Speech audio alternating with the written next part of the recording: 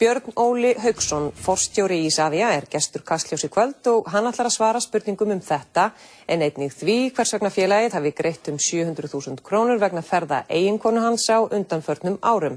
Slíkt andstætt reglum félagsins sjálfs og ekki eðlilegt að mati Ríkisendurskoðunar. Isavia hefur einnig greitt ferðakostnað annarra fjölskyldumeðlima stjórnenda félagsins en í svari til Kastljós segir Isavia að hann hafi verið endurgreiddur. Ekki fást þó upplýsingar hvort kostnaðurinn hafi verið endurgreiddur fyrir eða eftir að Kastljós sendi upphaflega fyrirspurn málið, en hvernig sem í því líkur segir Ríkisendurskoðun slíka lánastarfsemi opinbers fyrirtækis óeðlilega. Björn Óli sestur hjá Helga Seljan. Ja, velkomin í Kastljós. Þá kannski að þessu sem að Þóra var að tala hérna áðan í kynningunni, það varðandi þennan ferðakostnað ykkar. Við ætlum að sjá hérna stutt innslag sem við tókum saman eftir að senda ykkur fyrirspurn. Kíkjum aðeins á það.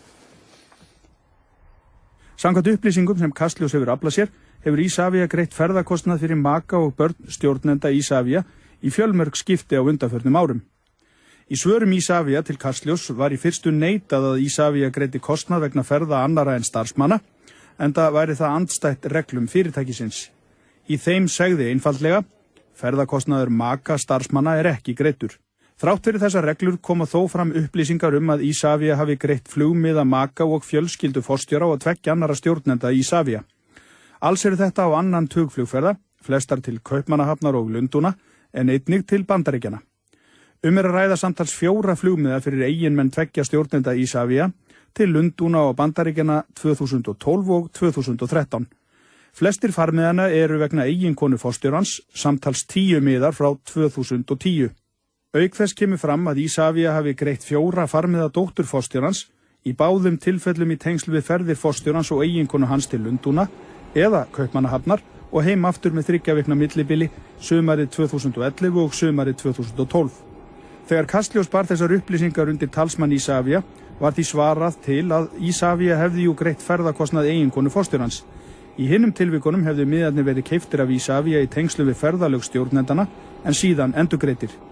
Almenna reglan hjá Isavia sú að ferðakostnaður maka starfsmanna ekki greiddur.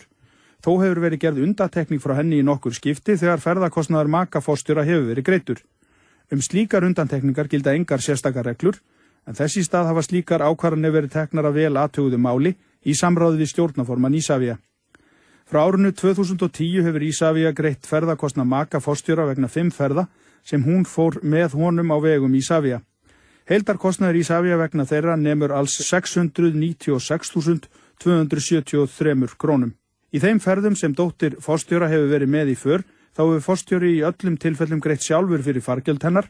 Í þeim tilveikum sem ákveðið hefur verið að Isavia beri kostnað við ferðir maka forstjóra, hefur verið að ræða þáttöku á viðburðum þar sem það hefur verið metið mikilvægt að maki taki þátt ásamt forstjóra. Að ræða viðburði sem gegna mikilvægu hlutverki í því að styrkja tengslannet forstjóra og þar með Isavia í þeim alþjóðlega flugbransa sem Isavia starfar í. Og varðandi greiðslur ferðakostnaðar annarra maka stjórnenda sem framkomi í yfirlitinu sagði: Almennt þegar makar ferðast með starfsmönnum reynt að haga málum þannig að maki bókaður með starfsmanni í gegnum Isavia, en greiðsla fyrir flugmiða maka greiddur beint með kreditkorti viðkomandi starfsmann eða maka. Í einhverjum tilfellum hefur greiðslan farið í gegnum Isavia í tengslu við bókunina, en í öllum tilfellum hefur það verið endurgreitt til Isavia, annað hvort með beinni millifærslu eða frádrætti frá launum. Þá ekki óalgengt að starfsmenn nýti tækifærið þegar þeir ferðast erlendis á vegum Isavia að þeir taki sér samhliða frí erlendis. Það þó alveg ljóst að Isavia ber engan kostnað af slíkum fríum, hvorki vegna starfsmanns eða maka. Kastljós óskaði framhaldinu eftir því að fá staðfestingar á því að kostnaðurinn hefði verið endurgreiddur og þá hvenær. Í því svari Isavia segir að engar útistandandi skuldir starfsmanna séu við Isavia vegna kaupa á farselum. Í svari Isavia sagði jafnframt að fyrirtækið vilji ekki fara dýpra ofan í einstaka færslur í kerfum fyrirtækisins. Isavia neitar því að upplýsa hvort miðarnir hafi verið endurgreiddir fyrir eða eftir að Kastljós spurðist fyrir málið. Þórólfur Árnason, fyrrverandi stjórnarformaður Isavia, staðfesti í samtali við Kastljós að hafa veitt leyfi fyrir því að Isavia greiddi ferðakostnað eiginkonu forstjórans á þeim tíma sem hann var stjórnarformaður.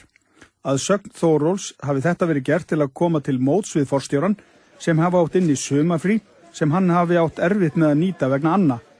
Auk þess hafi verið litið svo á að þessi ráðstöfun væri hluti af því að koma til móts við að forstjórinn hefði tekið á sig launalækkun eftir hrun.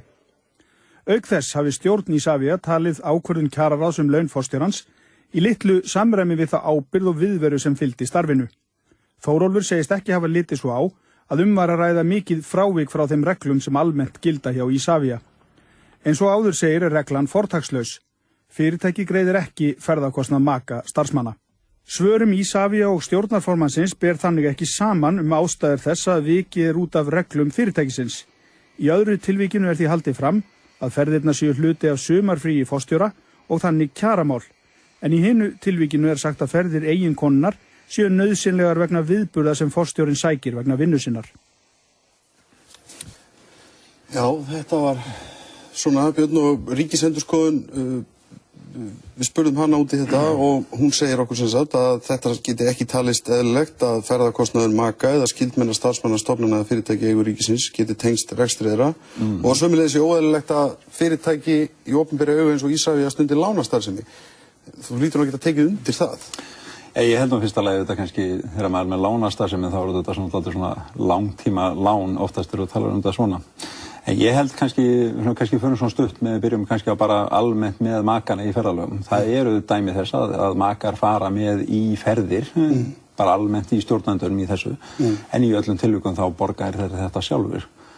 Og hérna einlega bara getur bara sagt strax að ég meina eina undantekning frá þessu er ég eða kona mín öllu frekar sem hefur farið með mér á þessar stærri ráðstöfnir úti.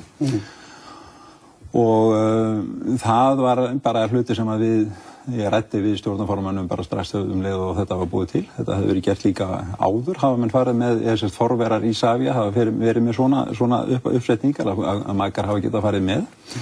En það var ákveðið að þetta yrði bara greitt af fyrirtækinu á þeim forsendum að við værum að skoða þarna inn í þessu þessa, eins og maður segir, tengslanetið sem í gangi.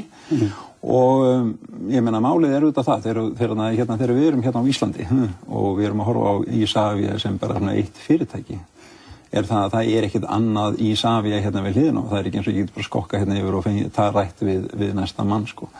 Þannig að aðferðafræðin sem nota til þess að kynnast mönnum getum við sagt að það fer mjög mikið fram í þessum ráðstefnum sem eru þarna og þær eru bæði faglegar þar ráðstefna og menn tala saman en líka þar að þær í þessum stærstu ráðstefnum sérstakar umsýsla með makana sem nota þá tækja fyrir að kynnast og tengja okkur saman sem eru þarna fara með þessa ferðalög. En bíddu, ég ætla að stoppa þess að þetta opinbert fyrirtæki. Þið setjið ykkur reglur, samkvæmt þeim og samkvæmt fyrsta svarinu, þá þetta bannað og þið eigið ekki að gera þetta. Síðan kemur í ljós þegar að það bornar undir ykkur upplýsingar annað að þetta sé gert.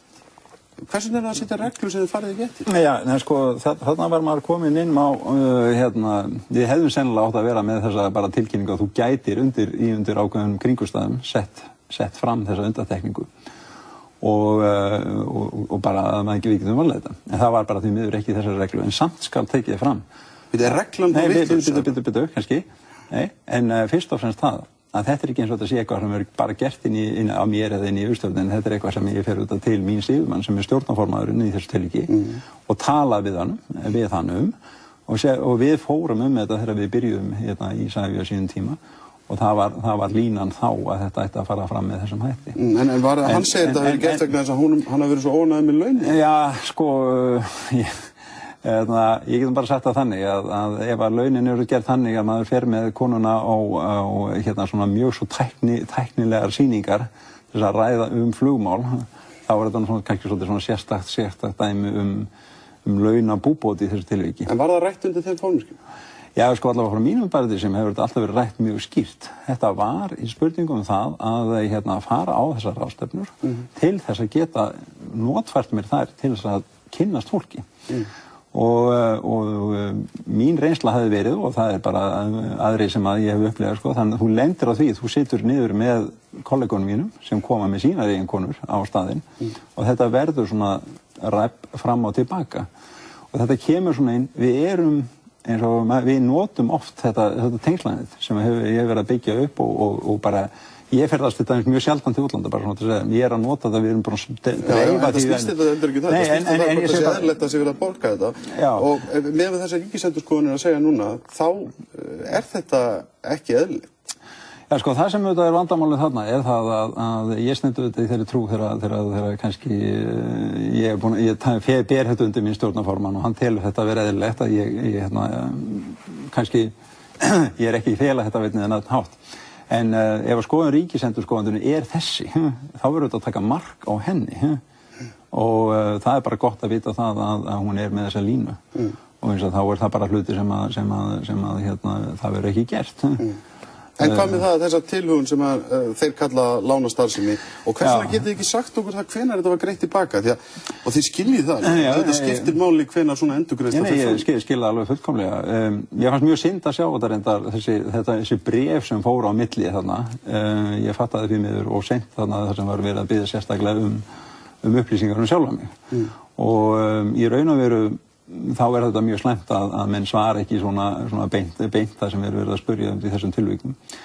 En leið og ég fatt að það var í gangi þessu umræða, þá fórum við að skoðast þetta strax málið og við komum síðan og svöruðum þessu, bara mjög fljótlega, og menn hafa verið í símasamband þetta. En semst aðalreglan alltaf þegar við erum að díla við upplýsingar einstaka starfsmenn og að fyrirtækið per sekk eða semst að þarna En ekki vandamálið, þetta snýst ekki einstakar starfsmenn, þetta snýst hvort fyrirtæki sem leggur fyrir kostnaði fyrir þá og hvort hann sé endurgreiddur. Þú varst að tala að þú hefur fengið ekki réttar upplýsingar og almenna reglan sú að við gefum ekki upp þessar upplýsingar, bara gagnvart fólki við erum ekki gefið einstu upplýsingar einstakar starfsmenn.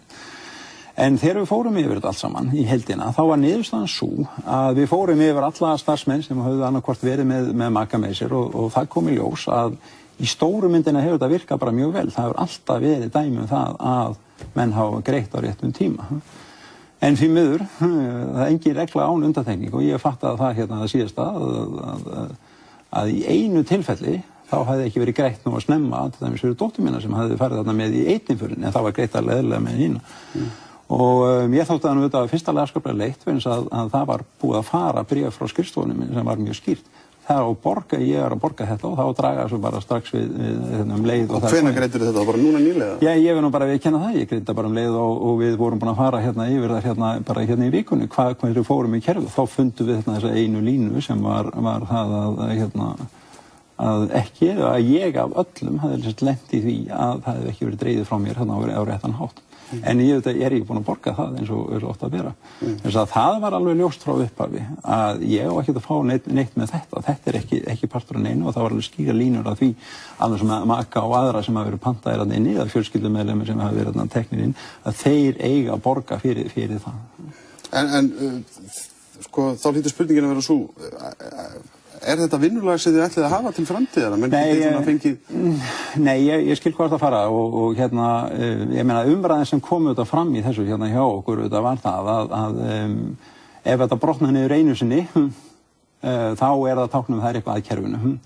Þannig að ég settist niður með framkvæmdastjóra fjármálasviðsins og við sagðum bara þarna eitthvað sem að getur smállið í gegn þótt að menn haldi það að þetta getur ekki smállið í gegn. Og við verum að stoppa það og það búið að búa til nýja, það við hertum regluna með alla svona að það sé hægt að draga frá launum og það bara sagt einfallega að ef að fyrirtæki leggur eitthvað út að koma að einhverju að þá eigi að gera þetta gegnum vísakort eða debitkort viðkomandi aðilar, hvort svo það ég eða einhver annar sem kemur að þessu. Björn Óli, þakka þér fyrir komuna í Kastljós. Já.